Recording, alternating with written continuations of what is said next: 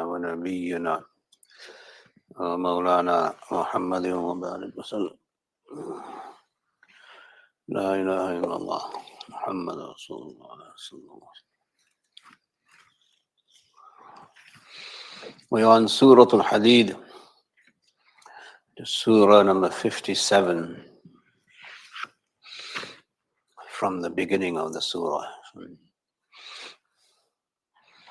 This Surah is one of 5 surahs that begin with tasbih, sabbaha and yusabbihu. The 5 surahs are in order. One is Surah al-Hadid, Surah al-Mujadala, Surah al-Mumta, Surah al-Saf, Surah Hadid, Surah Saf, Surah Hashr, which is before Saf, Surah al-Jum'ah, and Surah al-Taghabun. 5 surahs begin with Sabbaha or Yusabbihu, the tasbih of Allah subhanahu wa ta'ala, which has immense power in the cosmos. In the cosmos, the way the cosmos work is through the tasbih of everything Allah creates. وَإِن مِّن شَيْءٍ إِلَّا يُسَبِّحُ بِحَمْدِهِ. Nothing is there except it makes tasbih of Allah's praise. وَلَكِنْ لَا تَفْقَهُونَ تَسْبِيحَهُمْ. But you don't understand their tasbih. And the angels make a tasbih throughout. So the light, you can say, the energy and the power in the universe is through tasbih. Yeah. And we must appreciate this. It is not just a simple formula. It is the key to energizing and stimulating powers in the universe and also in the human being. The human being is also stimulated through tasbih and so on. Anyway, at the end of the previous surah, there was mention of فَسَبِّحْ بِاسْمِ رَبِّكَ الْعَظِيمِ. Make tasbih of your Lord, the name of your Lord who is the most tremendous. In compliance with that, we have this surah which mentions the tasbih sabbaha lillahi ma fi samawati wal ard wa huwa al-aziz al-hakim, that everything in the heavens and the earth makes tasbih of Allah, as He is the one who is the supreme and He is the wise. So in tasbih there is supremacy and power, and there is wisdom and knowledge and authority. So this is how Allah subhanahu wa ta'ala begins this surah. Surah al-Hadid itself is a surah which demonstrates power from the name Hadid. Hadid means iron, and in iron there's tremendous power and energy. وَأَنزَلْنَا الْحَدِيدَ فِيهِ بَأْسٌ شَدِيدٌ وَمَنَافِعُ لِلنَّاسِ. So Allah sends down iron in which there is tremendous power for people and benefit for people. It's an ayah in this surah. You will come across it when we get there, inshallah. So Surah al-Hadid is a surah that if you read it, understand it, if you decipher the true meanings of the ayah, you will gain tremendous power. Okay, political, economic, spiritual, and other forms of power. And that's how the Sahaba understood this surah. All right? Yeah. So it is not something that you say that you put in a closet and say, okay, yeah, Surah Hadid is, there's a lot of energy and there's a lot of knowledge, a lot of supremacy, as this وَهُوَ الْعَزِيزُ الْحَكِيمُ will tell you, that the tasbih is now wrapped with Allah's supremacy, and it gives off Allah's knowledge and Allah's wisdom. But you have to understand the ayat, and you have to understand the energy that's locked in the ayah. So if you open the energy and you open the ayah, the energy will come, it will flow. As you see the next ayah. Lahu mulku samawati wal ard. Yuhyi wa yumeet. And this is tremendous power, tremendous authority and sovereignty. To him alone belongs the kingdom and the sovereignty of the heavens and the earth. If you have a little bit of power here, then you go cuckoo, basically. If you're even just the village mayor or the county clerk, or you're maybe you have a high position, or if you're, what do you call it, the state representative, or you're a senator, or you're the governor, or you're the president of the US, or you're president of any other country, then you have sovereignty and you have dominion and power. So Allah makes a claim here. To him alone belongs the sovereignty, the kingdom, and the power in the heavens and the earth. So what do? We seek that through tasbih. Okay. We bring down that sovereignty through tasbih, through dhikr, and through submission, and through following the rules and regulations he puts forth. So if we want authority on earth, what do? We follow his authority.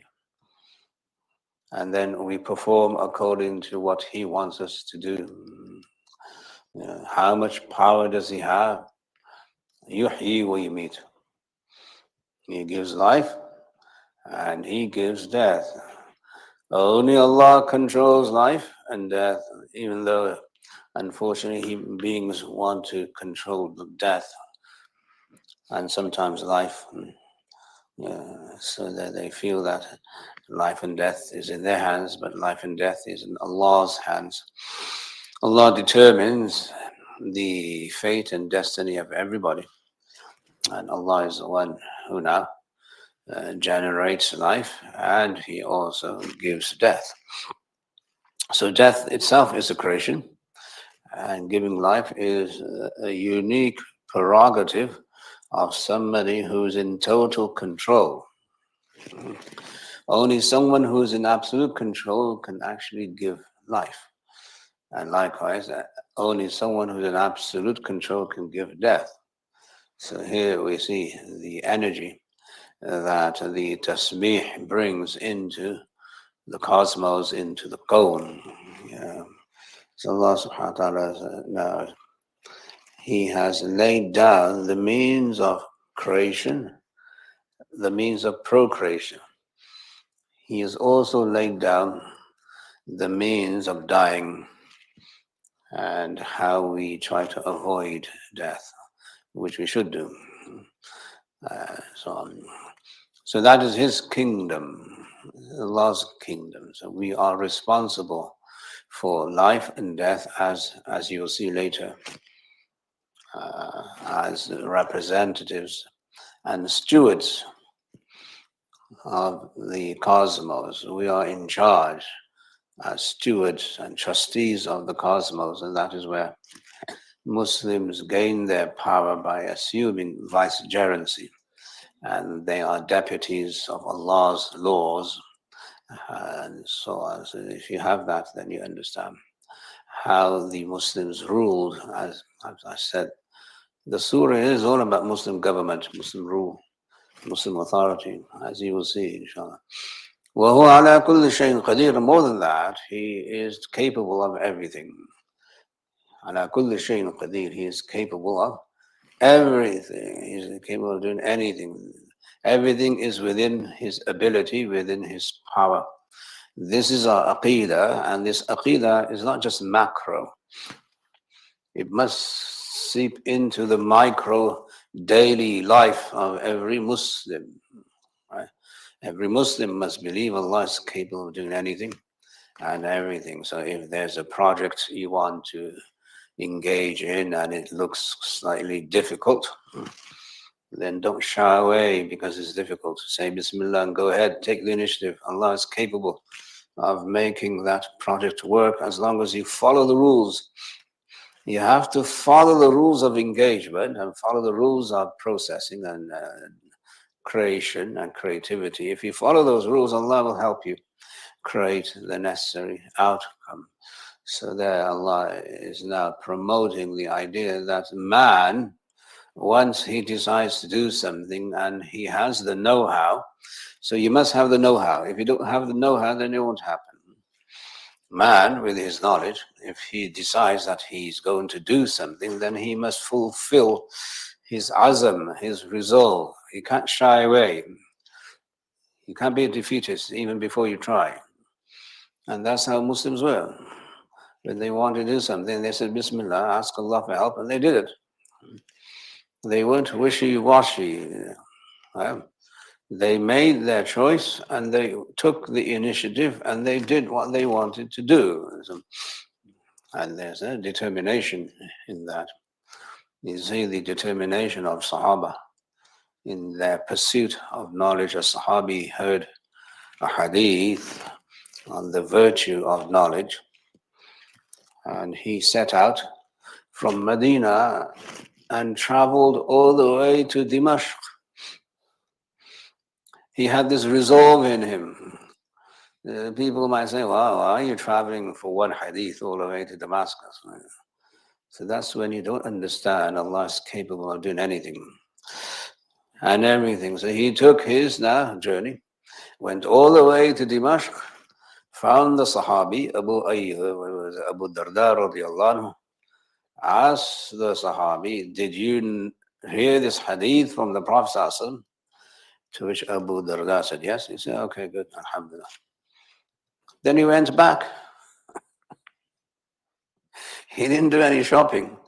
He just went back. So you see the resolve. I'm talking about the resolve. That he wasn't wishy-washy about the whole thing. Oh, this is a treacherous journey. It's going to take me 3 months. He said, no, I want to go and I want to know whether this hadith is there or not. And I'm going and I'm coming back. Again, that's in the niyyah. But the niyyah has to be a resolve. And the resolve has to translate into action, not into dreaming and fascinating and hallucinating. Do something.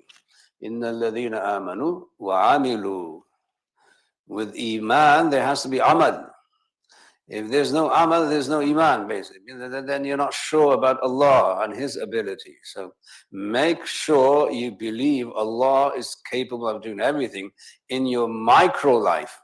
Not this macro aqidah. Yeah, okay, you put it on the pedestal and you put it on your, your shelf and it collects dust. No, bring it down to earth. Wallahu ala kulli shayin qadir. Allah is capable of everything. So a Muslim is never a defeatist. A Muslim is never wishy-washy. He makes the decision and he goes with it. It might be something like you want to buy something, or you might be that you want to do something. But do it. That's the key. Then Allah, He owns the kingdom of the heavens and the earth. When you bring all of that kingdom into you, right, and you bring all that nur and energy and tasbih into you, you have to bring it to life. It's not going to happen if you don't bring it to life. You're the agent of Allah to bring His nur and His power and His authority into this world. It is through you. He's capable of everything. So the message here, and this is how, what I'm saying is that when the Sahaba heard this, here the Prophet ﷺ is talking about, spreading Islam throughout the world, and we don't have any means, and we don't have any camels, we don't have any army, we don't have anything. What are we going to do? Sit there in the desert and drink tea? No, they said, okay, Bismillah, we're going to do this. And they had a plan. But the know-how is important. You must know how to do things. There has to be a plan, there has to be a strategy, and obviously there has to be leadership. And you go with that and you do whatever Allah wants you to do, basically. But the idea is not to be stagnant. Yeah, and decide what you want to do very quickly. Being assertive and being positive and taking the initiative is what these ayat are now inculcating in the reader. So when the reader listens to this, he says, SubhanAllah, Allah owns everything.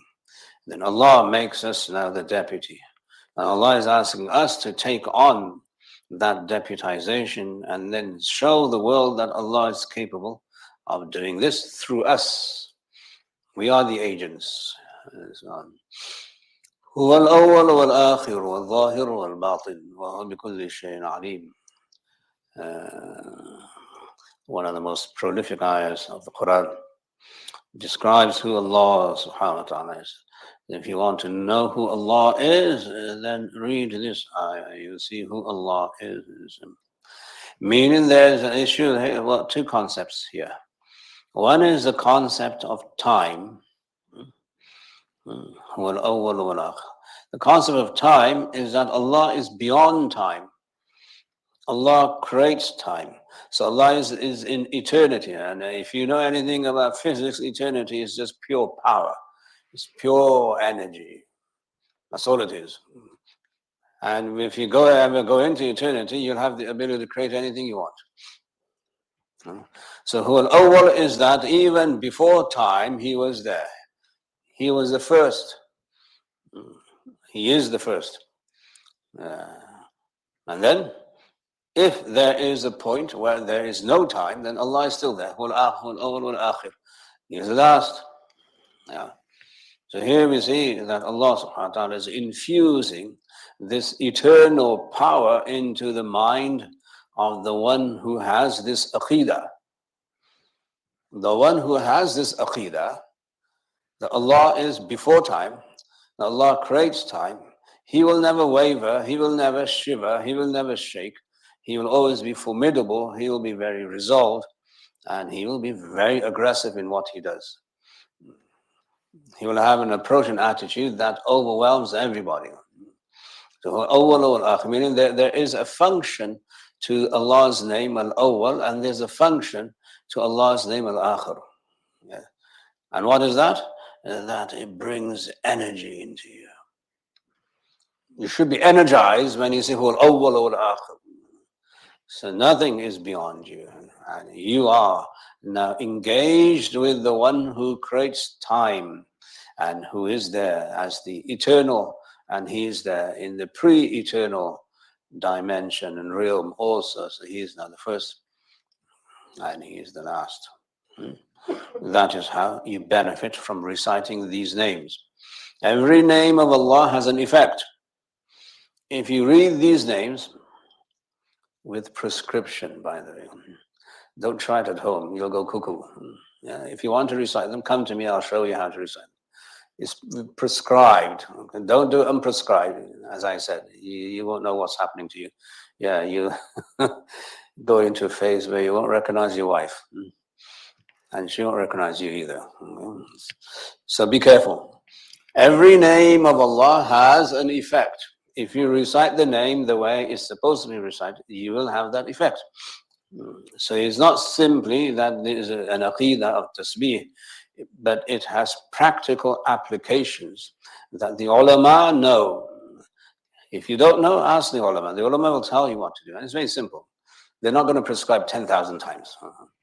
Anyone who prescribes a dhikr for more 1,000, don't listen to them. Okay, don't go there. Don't do these magical kind of formulas. If you recite this 10,000 times, 1,000 times, listen. Don't do that. You mustn't do that. You must go to the qualified expert who's seasoned and he knows. Where am I going to give you a formula for 10,000 times? That's ludicrous. You don't have the time. I don't have the time. By the time you finish, you're dead. That's not going to help you. So as a footnote, don't listen or do anything that sounds ludicrous. Read this 10,000 times. It's very simple. The formula has to be very simple and very easy to do, inshallah. So if you need something, then you go to someone who knows what it is he's saying and doing.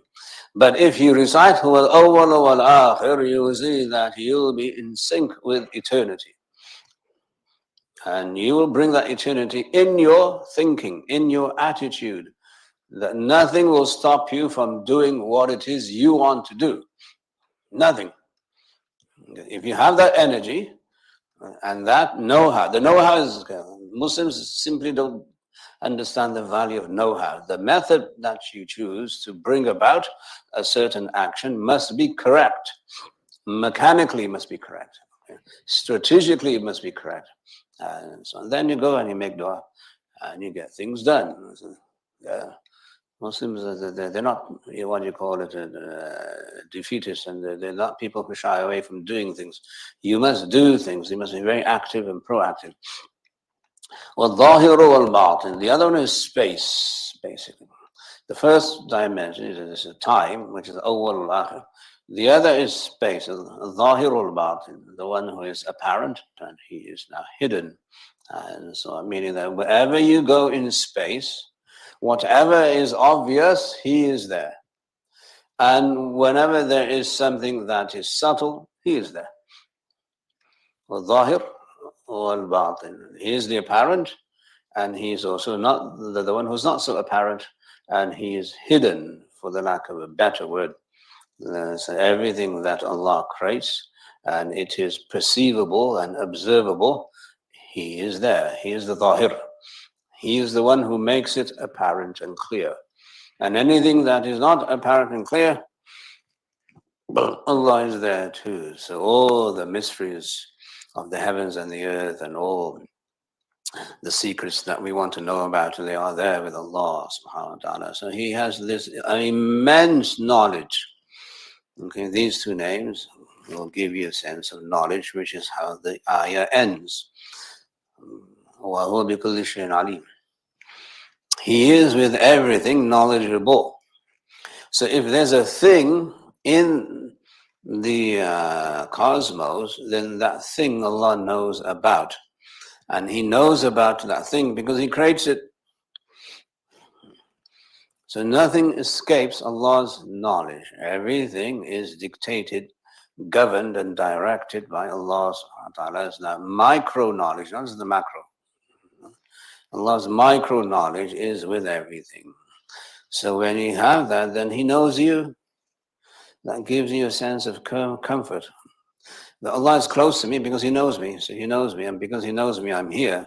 And if he's here, then I'm comfortable. With Allah's proximity, which is what the next ayah is saying. He is with you wherever you are. So these rules of Aqeedah are there for practical purposes, not just that they have to be taught in Sunday school, or they have to be put in a book on Aqeedah and Kalam. They have to be used and utilized, and they have to be experienced by the reader. So when the reader experiences that he is the first and the last, he is the apparent and the hidden, and he is knowledgeable about everything, then he is in a world of absolute comfort, that Allah is taking care of everything. In me, with me, around me, Allah surrounds me, and he is there to help me and assist me every moment, not just every day, every moment. That's how it is. هو الذي خلق السماوات والأرض في ستة أيام. He is the one who has created the heavens and the earth in 6 days. So this is about Allah's creativity, Allah's fadl, that as he is all knowledgeable, and he is there before time, he is there after time. When he creates in time, he creates with an order. He creates with a system. What is the system? 6 days. Meaning, even there's an order, and there's a process, the know-how, as I mentioned. Allah knows how to create. So are there reasons why he creates in 6 days? Yeah, sure there are. Do we know them? No. Can we explore and discover them? Yeah, sure. If you have the time and energy to do that, you may do so. They're spread out throughout the Quran. All these mysteries and secrets is there in the Quran. So he is the one. Now he has tremendous energy. What does he do with that energy? He creates. Why does he create? He wants to. Allah creates because he wants to. He has an irada, desire to be known. So he creates his creation. And so on. So what does he create? As-samawati wal-ard.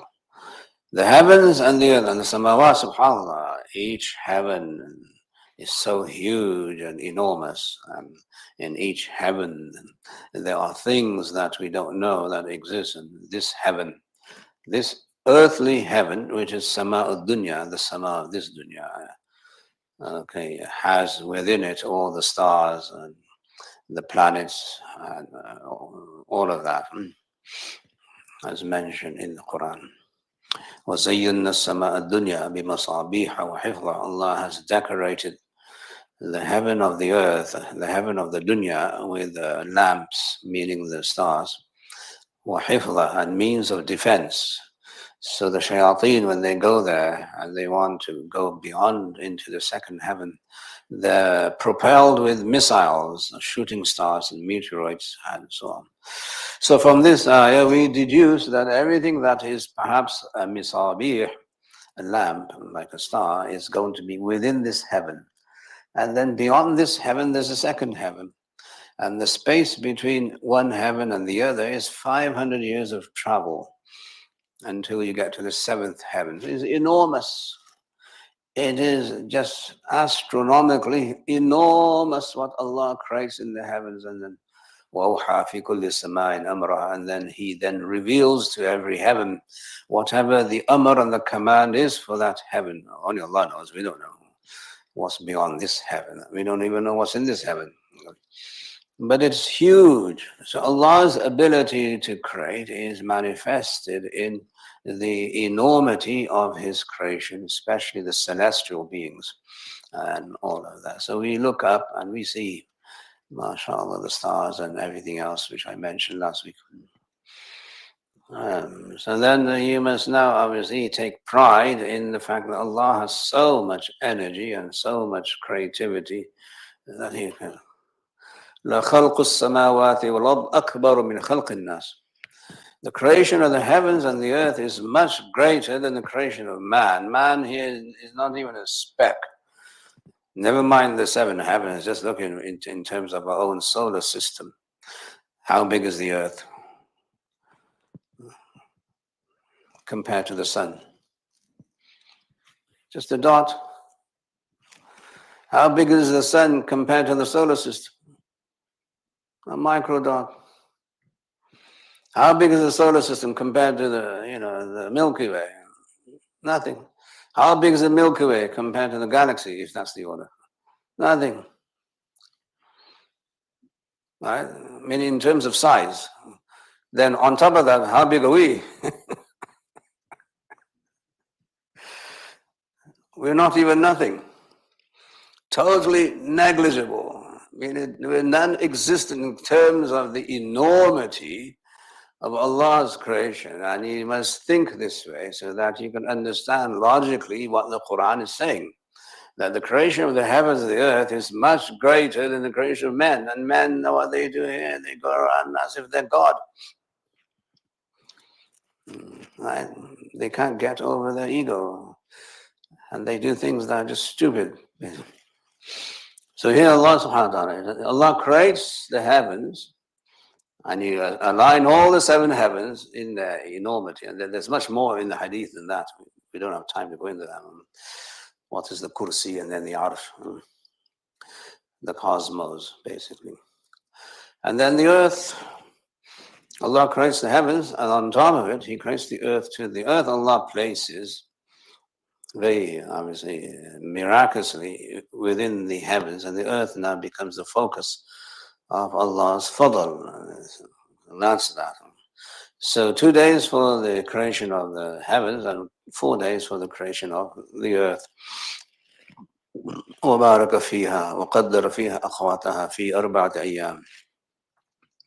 Allah subhanahu wa ta'ala then focused on the earth, وَبَارَكَ فِيهَا, and gave immense barakah in the earth, مُقَدَّرَ فِيهَا أَقْوَاتَهَا, and then appropriated all the provisions for the earth in 4 days. 6 days. So this is now the process, my wish. This is your cosmology. This is Aqidah. If you don't believe it, you are not a Muslim. This is wahi.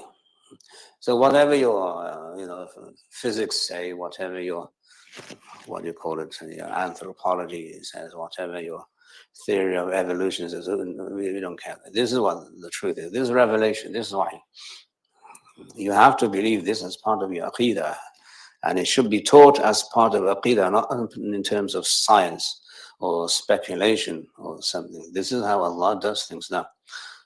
Now the fact that Allah has given immense barakah in the earth, that's creation after creation after creation. Year after year after year, this is produce. Just look at the phenomenon of the rain, for instance. How much rain does Allah create? Subhanallah. Gallons and gallons and gallons of rain. Have you ever seen what happens in the hurricane? How much water there is? And this year after year after year. وَبَارَكَ فِيهَا. Allah gives barakah in the earth, and how much produce does the earth now yield year after year after year. Centuries after centuries after centuries, you still are reaping the products of the earth. And so it doesn't finish. Doesn't finish. There's no such thing as, the earth and its resources being diminished. They can be wasted.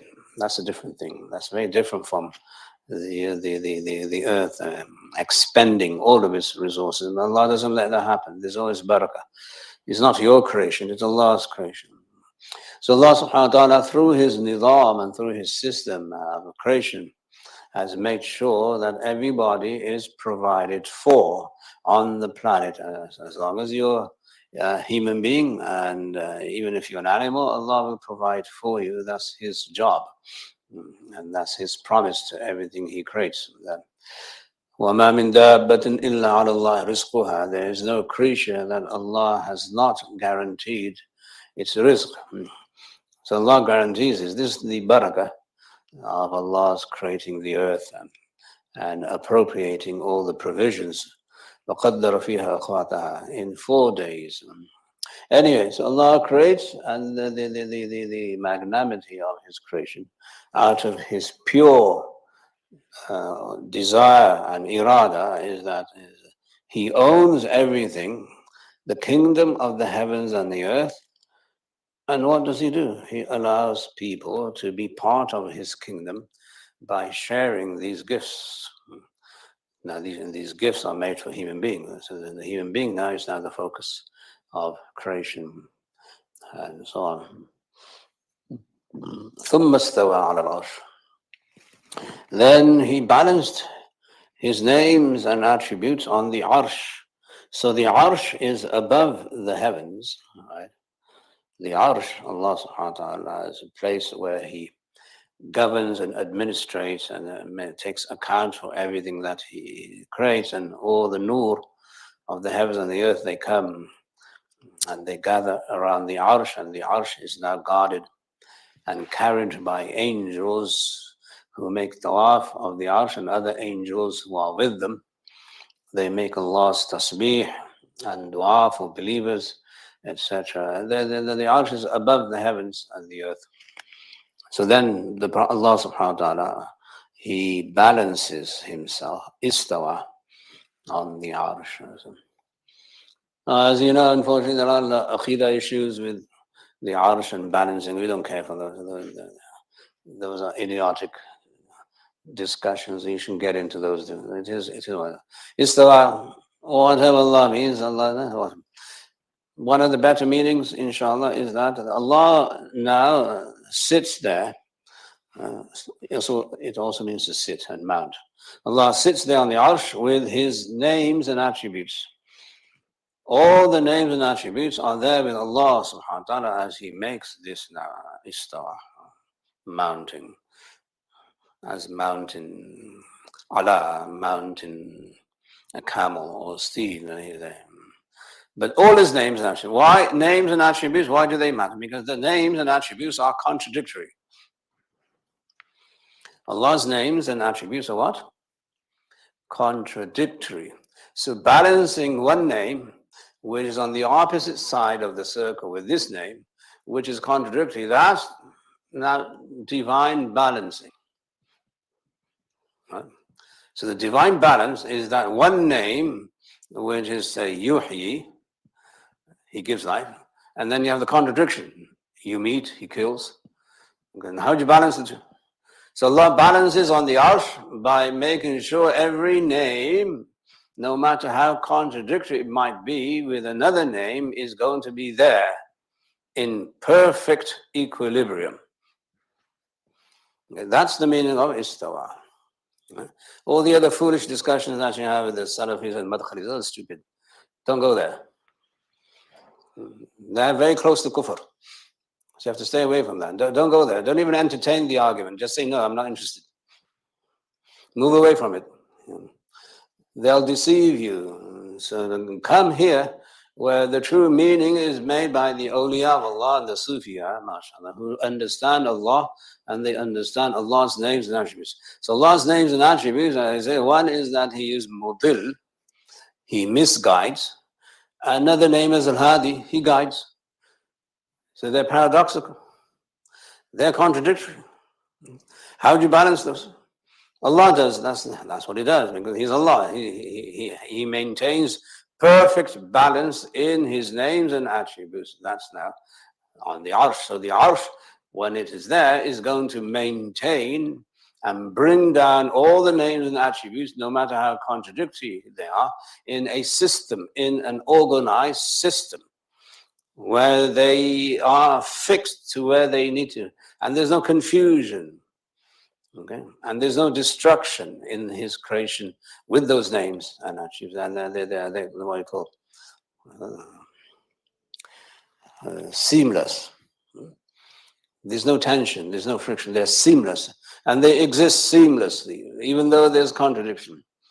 So how we see this is that through the lens of the Aqidah, and the Aqidah is that this has to do with Allah's names and attributes, the Arsh. And so the Arsh is full of the Arsh, by the way, is physical. The Arsh is a physical entity in the cosmos. Don't assume otherwise. That's what the Prophet said. The Arsh is physical. When you go there, you'll see it. You'll see Arsh, you'll see a throne. So it's not symbolic either. It's not metaphoric either. It is the way Allah depicts it. And it's Arsh. And so those words you must not manipulate and make them into metaphors or similes or parables. They are physical the way the Quran describes them. Okay, that's our Aqidah. So the Arsh is a physical entity, and it is humongous, huge. Yeah. On the Day of Judgment, the Arsh of Allah will become the roof of Jannah. Arshul Rahman Saqaful Jannah. It will become, it is at the moment, it is the roof of Jannah anyway, but that's how huge. Now Jannah will be under the dominion of the Arsh. Now how big is Jannah? Unlimited space, right?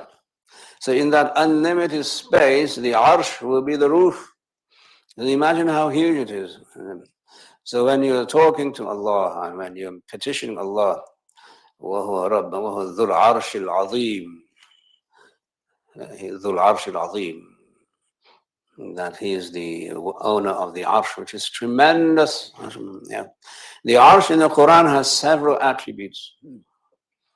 You have the Arsh al-Kareem, you have Arsh al-Rahman, you have Arsh al-Ma, you have Arsh Allah, and you have Arsh al-Azim. There's so many different types of Arsh or Urush the Quran mentions, and you have to go into them and seek knowledge of each one of them separately to understand what each one of them entails.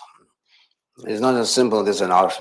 There's much more than that. And there are different types of Urush based on the Quran itself. You can't deny what the Quran is saying. Okay, so who does this? The awliya of Allah. The awliya of Allah, they want to know and understand who Allah is. So they spend their time understanding who Allah is. They're in the dhikr of Allah. They're not too concerned with what happens on the dunya, but they're concerned with who Allah is and how they work, how Allah works, etc. So there's a lot of knowledge there, as you can see, inshallah.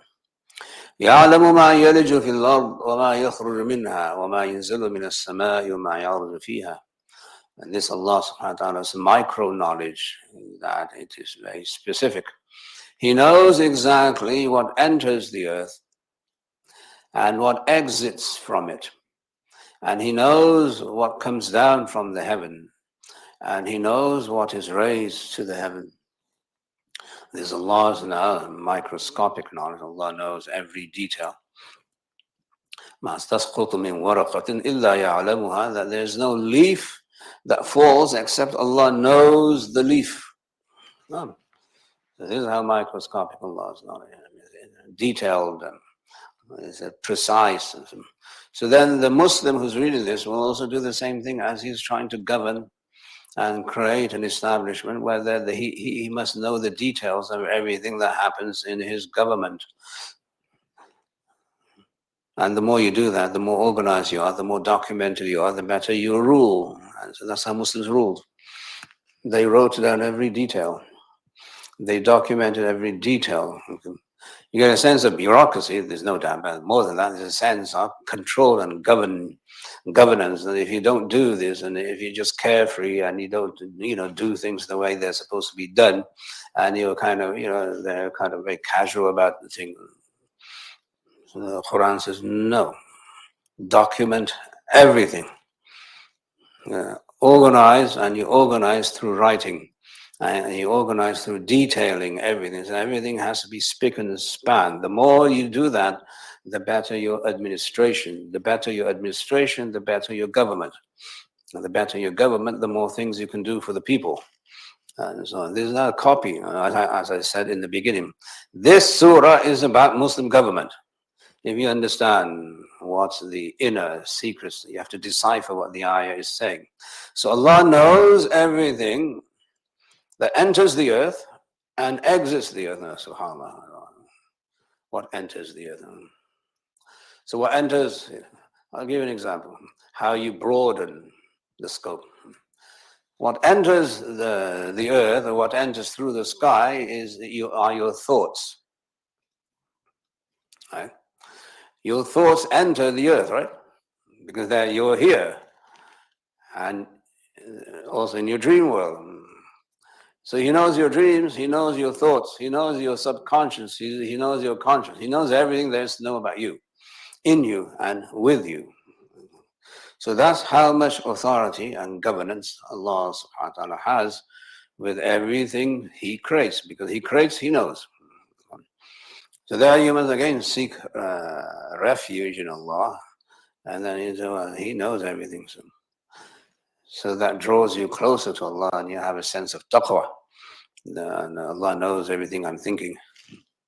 He knows what I dream. He knows what I see in a nightmare. He knows everything there is to know about me, and I don't even know most of the things I'm supposed to know.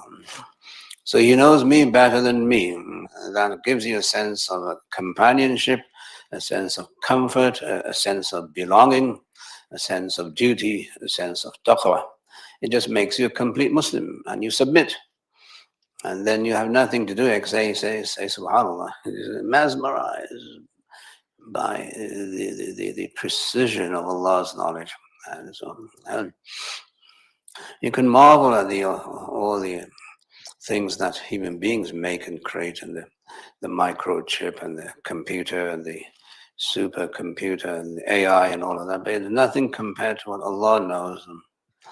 Absolutely nothing. You can't write an algorithm for Allah's knowledge. There's no way. One is creation, the other is creator. So Allah is the creator, and with His creation, He is knowledgeable, and He knows everything there is to know. So precision in knowledge became the, occupation of Muslim ulama. Muslim ulama, they were so careful that their knowledge had to be precise and accurate. They didn't like the idea that their knowledge was not accurate. And they reveled in that. Sometimes we don't care whether our knowledge is accurate. Who cares? But the Kibarul Ulama, once they had this ma'rifah, of who Allah is, they said, no, I want to know exactly the most accurate detail there is to know about this issue.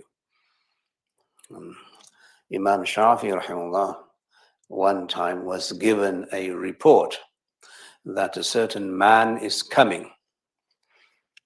It had nothing to do with knowledge or fiqh or aqidah or Quran. It was just the idea that he was informed by somebody that a man is coming. Someone came and said, Sheikh, the report you had that a man is coming is false. Imam Shafi became very disturbed, very upset, made tawbah. Then somebody else came and said, no, Sheikh, the first report was accurate. He is coming. So he thanked Allah, subhanAllah. He made dua and dhikr and takbir, and subhanAllah. Allah made sure my first knowledge was accurate. That's the dua he made. Meaning that the first report was not false. I don't want to be informed of anything that's false, even though it may be just as mundane as whether someone's coming or not. Understand?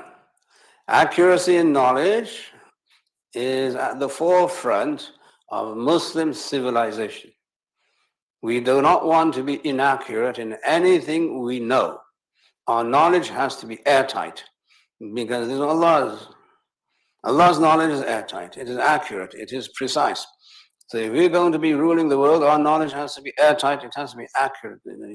Make sure you get the facts right. Right?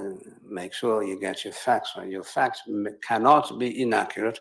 Number one. Number two, they cannot be dishonest, which is a sin. Right? And then you're taking on this dishonest kind of so-called garbage from media and social media, and you're spreading that falsehood everywhere, as if now you are the king of the jungle. No one can hurt me because I know everything. You know diddly squat. Your knowledge is so dishonest, there's absolutely no integrity in what you know.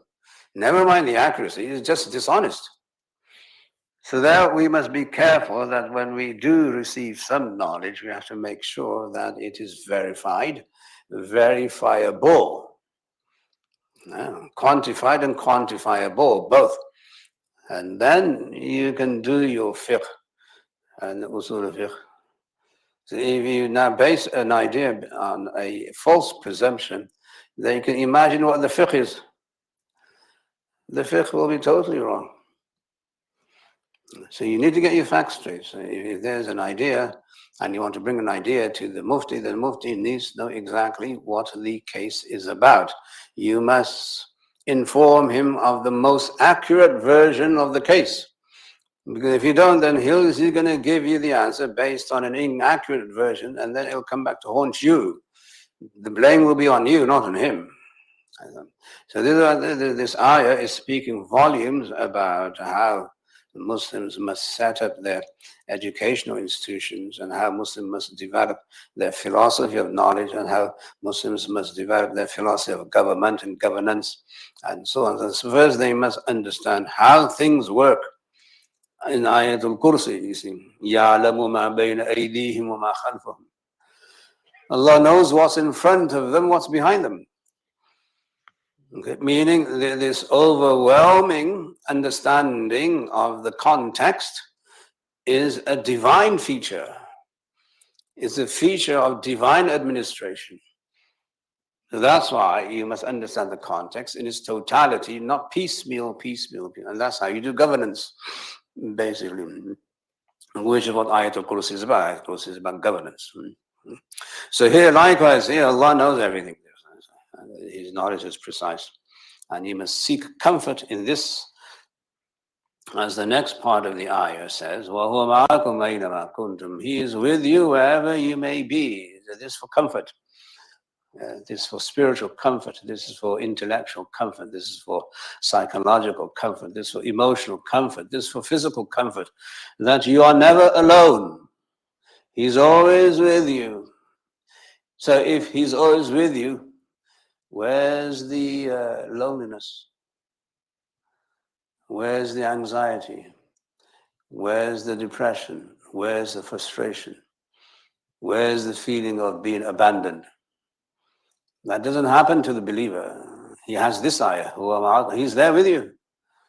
Right? So all of these evils and deficiencies and diseases are self-imposed and they're false. They're based on a falsehood that we are alone. There's no such thing as being lonely in Allah's creation. He is with you. So if there's a cure for some of the illnesses of the ummah, it is this. The aqidah has to be right. You're never alone. Allah is always with you. And on top of Allah, the angels are always with you. So no, you're never alone. So in order to be kind of proactive and positive minded and going forward in life with a sense of, belonging, a sense of togetherness with Allah, then this makes you strong and resolute and determined. And so you can see the supreme power in these ayat, in the beginning of the ayah, the first ayah, Al-Aziz, he is the supreme. And he'll give you his supremacy if you believe in him. That no one can touch you. So you're never alone. You'll be marooned on an island, you're never alone. What kind of psyche is that? Super aggressive. It's fine. Huh? Nothing touch you. Yunus alayhi salam, they kind of marooned in the belly of the whale. He didn't feel he was alone. La ilaha illa anta. Allah is here with me. There's no God besides you. You're here right with me. So, so he's never alone. A human being is never alone. A human being is always there because Allah is with him. وَهُوَ مَعَكُمْ. He is with you, wherever you may be. That's your aqidah. If you cling on to this aqidah, you'll be formidable and you'll be, mashallah, very strong, and you'll take care of yourself and you'll take care of others too. Allahu bima ta'maluna basir. And the fact of the matter is Allah is all seeing of whatever you do. Whatever you do, Allah sees. He can only see if he's there with you. Because he's there with you, he sees you and he sees your level of comfort or discomfort, and he sees your level of iman or lack of iman, and he sees your psyche, he sees your emotions, he sees everything that there is for the divine to see. So he's always there, taking care of you and making sure that you are not left bereft, so to speak. Lahu mulku samawati wal ard wa ila Allahi turja'u al-umur. And then the final ayah in this sequence is that to him alone belongs the kingdom of the heavens and the earth. He is in total control and he owns it. And as he owns that, he owns you also.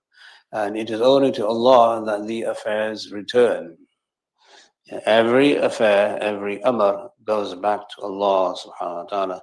So he knows when it is coming to him, whether it's there in this world or on the day of judgment, everybody will then be subject to Allah's amr and Allah's command. And that is where Allah is now giving supreme comfort to the reciter of the Quran, that you are someone who is now the deputy of Allah's kingdom, Allah's sovereignty. Behave like it.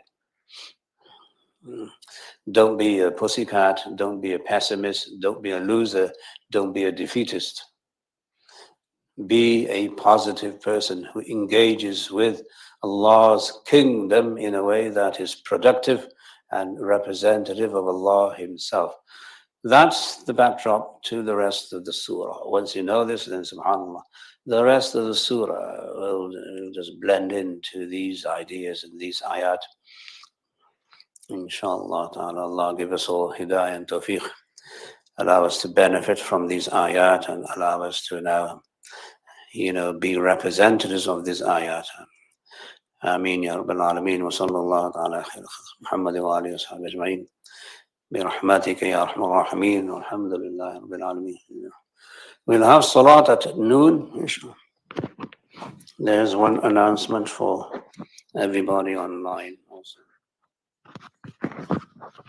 Jazakallah khair, Sheikh. Assalamu alaikum. We have a session at 12:30 that's engaging with non-Muslims in non-Muslim lands. So please do attend, whether online or in person, and we'll see you at 12:30, inshallah. This will be presented by Sheikh Amin Khulwadi.